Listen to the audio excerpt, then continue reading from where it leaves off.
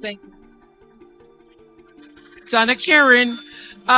So I was going to be the surprise, and now I am surprised having to speak to all of you myself. But I feel a sense of joy about it because from the time I landed last night and hit the elevator, it's like the best family reunion you ever had, with all of the relatives you didn't know you had, and a lot of the relatives you really, really, really like. That's what the Essence Festival feels like to me. And so, just for a few moments on the empowerment stage, I wanted to leave you with hopefully some words of empowerment, because often when I'm introduced, people say things like how many awards I've gotten, a lot of them, thank you very much. And they say, how many years I did the Oprah show and all the accomplishments that go on people's lists. But because this is an empowerment stage, I want to leave you, hopefully, with something that you can take home that not only empowers, but emboldens you.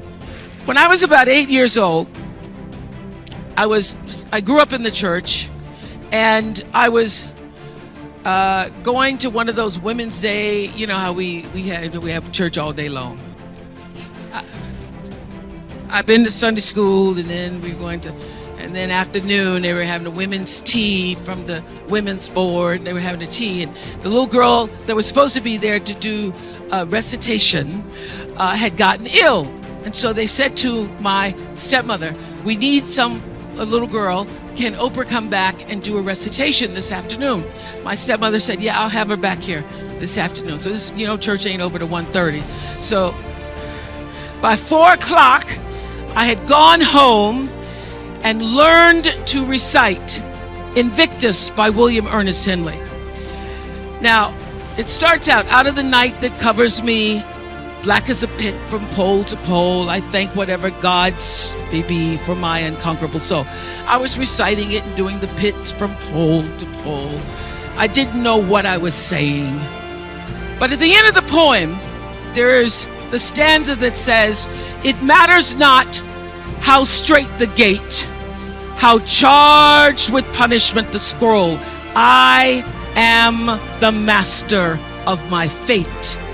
I am the captain of my soul."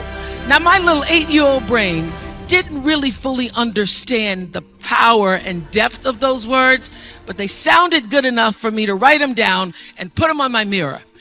And those words, "I am the master of my fate. I am the captain of my soul." You are the master of that.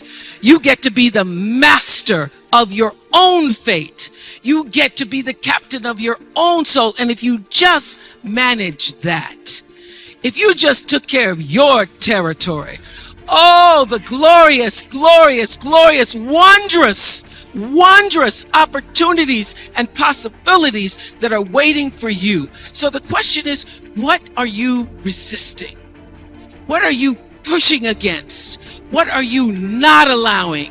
What are you blocking because you have this idea of who and what you're supposed to be, instead of leaning into the dream that's already been created and waiting for you? It's waiting for you. And the second, it's an instant thing. It's a shift in the way you see yourself and the power from which you have come. So, I went through some tough times after I left the Oprah show. I made a conscious decision that I did not want to be sitting on TV with the Oprah show and y'all saying she should have left that show. That show was really good 2 years ago.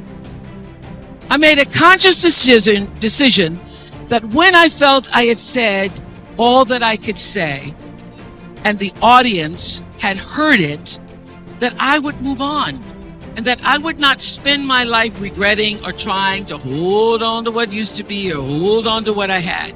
So I dreamed this dream of starting a network. And in the beginning, it was a struggle. It was a struggle because honest to goodness, I did not know what I was doing. I was trying to figure it out. I was trying to figure it out.